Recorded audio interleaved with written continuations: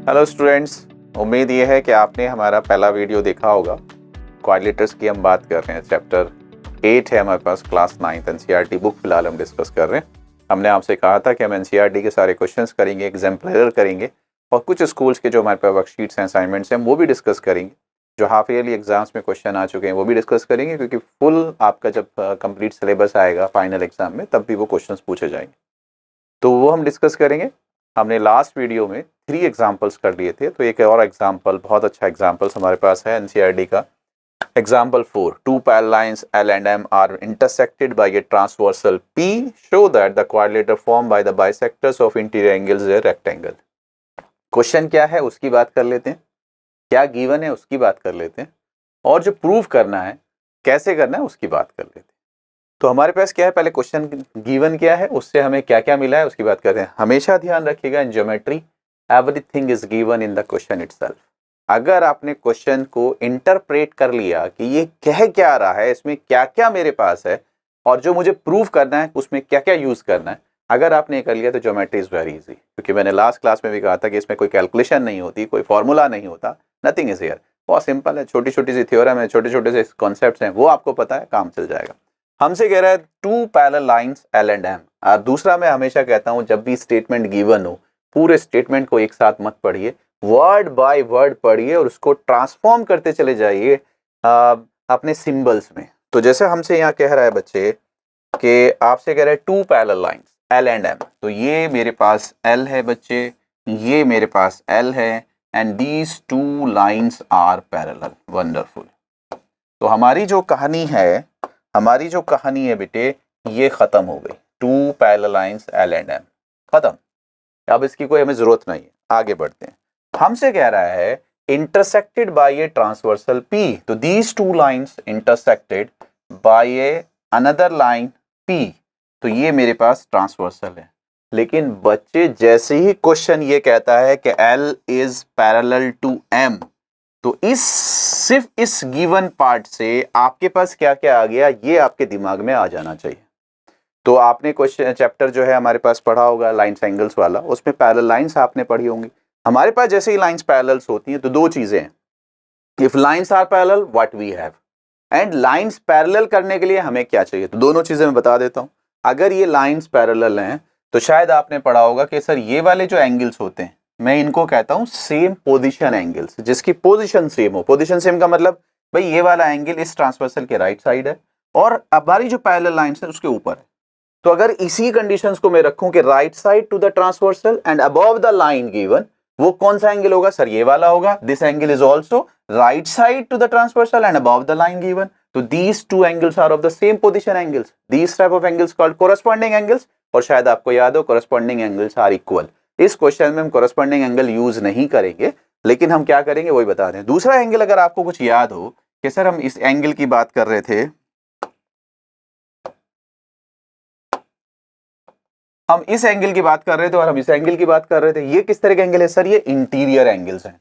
आपके पास कुछ इस तरह के एंगल्स होंगे जो बाहर की बात कर रहे हैं, कुछ अंदर की बात कर रहे हैं, तो these are interior angles but are not same side. One is right side, another one is left side. अगर एक राइट वाला इस लाइन के साथ राइट वाला है तो उसके साथ लेफ्ट है, तो इन्हें हम कहते हैं ऑल्टरनेट इंटीरियर एंगल्स, और शायद ये भी इक्वल होते हैं। We will use this and this, तो ये भी इक्वल है। एंड एक तीसरा भी हम यूज करेंगे, वैसे मुझे उसकी जरूरत नहीं, मैं कुछ और मेथड बताऊंगा कि सर अगर मेरे पास ये एंगल्स हों सेम साइड इंटीरियर एंगल, तो आप इनको एडजेसेंट इंटीरियर एंगल्स भी कहते हो या कॉन्जिक्यूटिव इंटीरियर कहते हो, तो इनका सम 180 होता है। If lines are given, corresponding angles equal, alternate interior angles equal, and the sum of two adjacent angle is 180, ये हमारे पास होता है। लेकिन बच्चे, मैं अगर आपसे कहूं कि I have to prove these 2 lines are parallel, तो मैं क्या कर सकता हूं, इसी सब का रिवर्स है कि सर या तो ये करिए कि कॉरेस्पॉन्डिंग एंगल्स को इक्वल कर दीजिए। अगर आपने कहा कि सर ये एंगल इक्वल है तो automatically these lines will be parallel.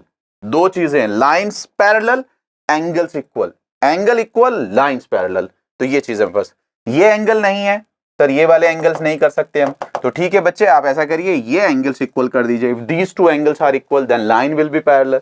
नहीं सर ये भी नहीं कर सकते, कोई बात नहीं बच्चे, इन दोनों एंगल्स का जो हमारे पास है सम 180 कर दीजिए, then line will be parallel. तो दो चीजें हैं बच्चे, if lines are parallel, angles are equal, और sum is 180। If angles are equal then lines will be, दोनों चीजें हमें यूज करनी। तो पहली चीज तो ये है कि सर मेरे पास क्या क्या है, सर मेरे पास ये है कि L is parallel to M and there is a line transversal which intersecting these two lines on two different points। तो ये मेरे पास गिवन है। हम कहां तक पहुंचे बच्चे, हम कहां तक पहुंचे सर, हम यहां तक पहुंच गए।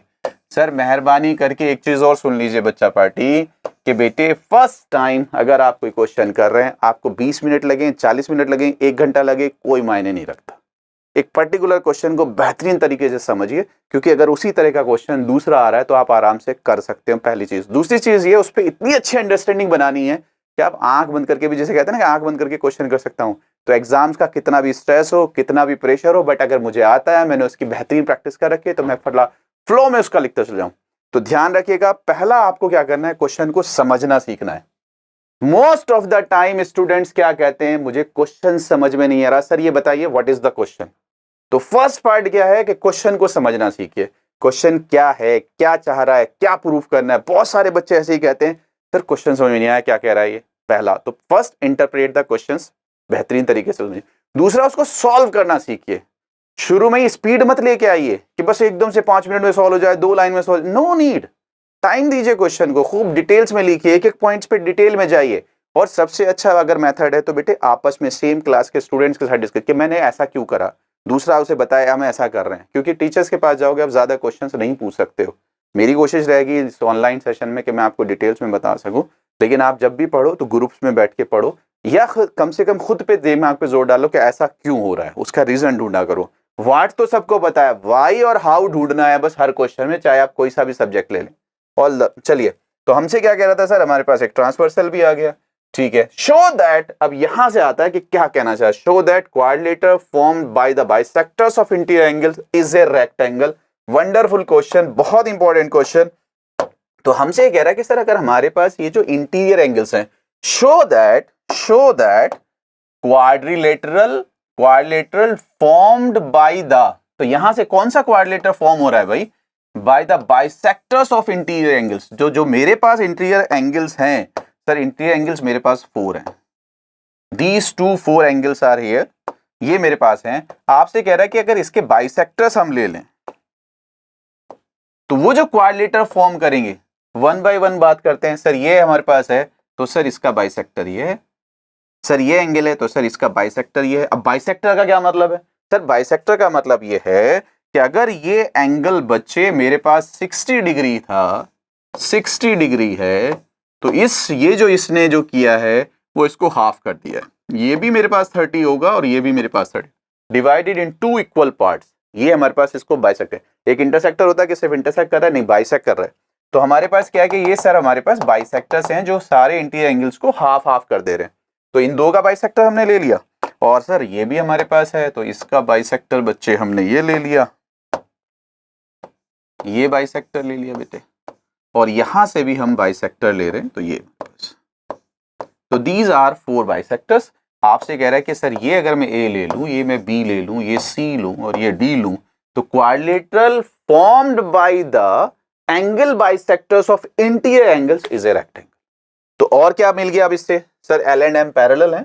दूसरी बात ये है, अगर मैं कह रहा हूं सर ये पी है, ये क्यू है, ये आर है, ये एस है, दूसरी बात मैं ये कह रहा हूं कि A B this one, B C, C D and A D are angle bisectors. Please ध्यान रखिए, स्टेप्स राइटिंग में कंजूसी नहीं करनी है, डिटेल में लिखना है। मार्क्स बेटे लाइंस पे मिलेंगे, मार्क्स स्टेप्स पे मिलेंगे, तो स्टेप्स पे आप अगर कंजूसी करोगे तो मार्क्स में टीचर कंजूसी करेगा। तो हमसे कह रहा है bisectors of P B D ले लेते हैं, है ना, एंगल पी बी डी, और इधर हम ले लेते हैं sir Q B D, angle Q B D, और सर हमने कहा था C D is the bisector of S D B, and sir ये हो गया हमारे पास आर डी बी। तो ये इनके बाइसेक्टर्स हैं, ये गिवन है। हमें प्रूव करना है, to prove this quadrilateral A B C D is a rectangle. Sir ये वंडरफुल क्वेश्चन है, प्लीज ध्यान से समझ लीजिए, 4-5 मार्क्स के लिए आएगा। एक एक स्टेप, एक एक लाइन पे एक एक मार्क्स मिल जाएगा बेहतरीन तरीके से। तो ये क्वेश्चन है जो गिवन है, सिर्फ क्वेश्चन में से लिखा है, आप लिख लेंगे तो टीचर्स कहेगा, इंप्रेस हो जाएगा, यार इसे पता है बच्चे को। अब यहाँ से आगे 3 लाइनें लिखनी है, कहानी खत्म हो जाएगी। सर हो क्या रहा है, हमें ये कह रहा है कि सर इसको रेक्टेंगल शो करो। अब पहुंच जाइए जो हमने लास्ट में पढ़ा था कि सर रेक्टेंगल होता कौन है। सर रेक्टेंगल, प्लीज ध्यान से देख लीजिए बच्चे, जब भी आपको रेक्टेंगल शो करना है, रेक्टेंगल इज ए पैरेललोग्राम। आपसे रोम्बस प्रूफ करा है, आपसे स्क्वायर प्रूफ करा है, आपसे रेक्टेंगल प्रूफ करा है, पहली बात आपको क्या करना है कि सर पैरेललोग्राम शो करो, क्योंकि it is a simple quadrilateral. पहले मुझे इसको पैरेललोग्राम करना पड़ेगा, तब ये रेक्टेंगल बनेगा। तो पहली चीज तो पैरेललोग्राम करना है। पैरेललोग्राम कैसे करना है वो भी मैं बता देता हूं। सर कुछ नहीं करना होता, both pairs of opposite sides, ठीक है सर, पैरेलल कर दीजिए। अगर आपने क्या कर दिया, अगर आपने ये कर दिया बच्चे कि सर ए बी पैरेलल कर दिया सी डी के, ये, और अगर आपने कर दिया कि सर ए डी पैरेलल कर दिया बी सी के, तो सर ये पैरेललोग्राम हो जाएगा। बस आपको पैरेलल करना। पैरेलल कैसे करना बता चुका हूं कि लाइंस को पैरेलल करने के लिए एंगल्स को इक्वल करना पड़ता है। कहानी खत्म। आओ सर, तो पैरेललोग्राम होना चाहिए। तो सबसे पहले रेक्टेंगल प्रूफ करने के लिए पैरेललोग्राम करना है, और दूसरी बात क्या करना है बच्चे, one angle is 90 degree, one angle is 90 degree. दो काम करने हैं आपको, बस इतनी सी बात है। क्या आप मुझे ये बता सकते हो, चलो यहीं देख लेते हैं। सर मैं ये कह रहा हूं, ये मेरे पास लाइन है, ये मेरे पास लाइन है, ये मेरे पास ट्रांसवर्सल है। क्या आप ये कह रहे हो कि सर ये एंगल इसके इक्वल है? अगर ये 60 है बच्चे तो ये भी 60 है, लेकिन आपने क्या किया, आपने इसका हाफ कर दिया। आपने क्या किया, आपने इसका हाफ कर दिया। हमारे पास क्या है, हमारे पास ये कि ये लाइंस पैरेलल हैं, इन लाइंस की वजह से ये एंगल इक्वल है। लेकिन क्या अब ये लाइंस पैरेलल हैं? सर यस, क्योंकि सर आपने ये कर दिया बच्चे, आपने ये कर दिया कि सर 60 का हाफ ये 30 हो गया, और इस 60 का हाफ सर ये 30 हो गया। सारी दुनिया को हटा दो, प्लीज फोकस बढ़ाओ अपना। सर मैं इसको हटा दे रहा हूं, मुझे नहीं चाहिए ये। सर मैं इसको भी हटा दे रहा हूं, मुझे ये भी नहीं चाहिए। जरा बात इन लाइंस की करिए जो हमारे पास बची हैं बच्चा पार्टी, इसकी बात करिए, इसकी बात करिए। क्या अब आपको ये लग रहा है कि these are two lines and this one is transversal and these angles are alternate interior angles for these two lines? और हमें पता है अगर एंगल्स इक्वल होते हैं तो लाइंस पैरेलल होती है। लाइंस पैरेलल थी तो एंगल इक्वल थे, now angles are equal so lines are parallel. तो आप सिंपली क्या कहोगे मेरे बच्चे, आप ये कहोगे कि sir A B is parallel to C D. और जब चीज रिपीटेशन में आती है ज्योमेट्री में तो उसे करना नहीं होता। मुझे ये पता है बेटे कि ये एंगल मेरा इस एंगल के इक्वल है, आपने इसका हाफ किया, आपने इसका हाफ किया, तो हाफ इक्वल होंगे। अगर हाफ इक्वल होंगे तो these angles are alternate interior angles for these two lines. तो सर ये भी लाइन पैरेलल है। अगर ये भी पैरेलल है और ये भी पैरेलल है तो it is my parallelogram. Clear है सर? आप जरा देखो, चलो लिख लेते हैं थोड़ा सा आपके लिए। हम कर क्या रहे हैं, हम बस सिमिलरली में काम चला लेंगे। हमने कहा ना 3 लाइन 3 स्टेप्स देने हैं बच्चे। हमने ये कहा है बेटे एंगल एल, चलिए तो रीजन तुम बाद में लिख लेंगे।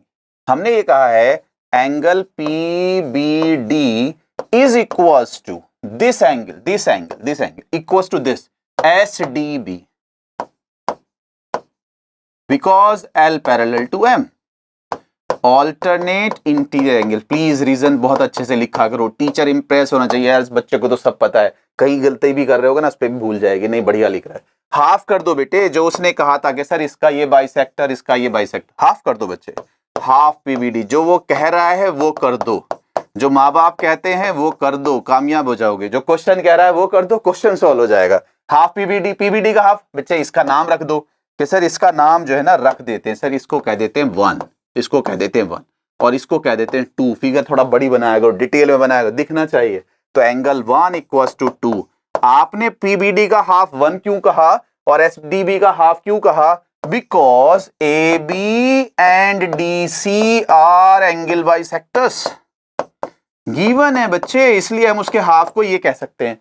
But these are alternate interior angles for A B, this line A B and C D, अगर ऑल्टरनेट इंटीरियर एंगल्स इक्वल होते हैं तो लाइंस पैरेलल होती हैं, तो A B is parallel to C D. Similarly पूरा सेम ही मुझे करना है, रिपीट नहीं करना है। Similarly A D is parallel to B C, hence ABCD is a parallelogram. Hence ABCD is a parallelogram. ये मेरा बच्चा पहला काम हो गया कि ABCD मेरा पैरेललोग्राम। यहां तक बात समझ में आ गई? एंगल्स इक्वल थे तो उनके बाइसेक्टर्स इक्वल होंगे, बाइसेक्टर्स इक्वल होते हैं तो लाइंस पैरेलल होती हैं, जो एक से हुआ वही दूसरे से हुआ, तो ABCD is a parallelogram। Is this clear? दूसरा मुझे ये करना है कि सर ये मेरा एक एंगल कोई सा 90 डिग्री हो जाए। बेटे बहुत इजी है, कुछ भी नहीं सोचना है। यहां देखो जरा ध्यान से, ये तो बहुत ही पार्ट इजी था। बेटे मेरे बच्चे, ये मेरे पास लाइन है, ये मेरे पास लाइन है, ये मेरे पास एल है, ये मेरे पास एम है, ये मेरी ट्रांसवर्सल है। क्या आपको इसका और इसका पता है? यस सर पता है। सर ये तो लीनियर पेयर है। अगर ये लीनियर पेयर है तो इनका सम 180 होता है। अगर बच्चे यहाँ मैंने पी लिया था, यहाँ क्यू लिया था, यहाँ आर लिया था, यहाँ एस लिया था, ये ए लिया था, ठीक है सर, तो ये मैंने डी लिया था, क्या लिया था हम देख लेते हैं। सर हमने क्या लिया था? डी लिया था। P Q R S, clear है सर, कोई बात नहीं सर। देखो सर इधर देखो सर, क्या मैं ये कह सकता हूं angle P A D plus angle Q A D is equals to 180 degree, is equals to 180 degree. ये हमारे पास है because of linear pair, because of sir मैंने इसका भी हाफ किया है, इसका भी हाफ किया है, तो half P A D plus half Q A D is equals to half of 180। Sir PAD का हाफ मैं 1 कह सकता हूं, ये मैंने 2 लिया था, इसको 3 ले सकता हूं, तो 1 प्लस 3 इज इक्वल्स टू 180 का हाफ 90। लेकिन 1 प्लस 3 मिलके तो बेटे ये एंगल हो गया ना, ये हमारे पास ए बी, ये हमारे पास था डी, ये हमने सी गलत ले रखा है, फिर इसका मतलब सीक्वेंस हमारे नाम का ए बी सी नहीं, ठीक तो है ए बी सी, ये बस यहां से ए है, यहां से बी है, यहां से सी है और यहां से डी है। तो बेटे ये 1 और 3 मिलके तो एंगल ए बी सी हो गया, तो angle A B C is equal to 90। तो in parallelogram A B C D one angle is 90, it is a rectangle। Sir इतना सा करना है बस, कुछ समझ में आया? तो मैं उम्मीद करूंगा कि 4 या 5 मार्क्स का अगर ये क्वेश्चन आ गया तो लॉटरी लग जाएगी। फिर उस दिन खुश हो लेना, मुस्कुरा लेना, थैंक यू बोल देना, बाय, लव।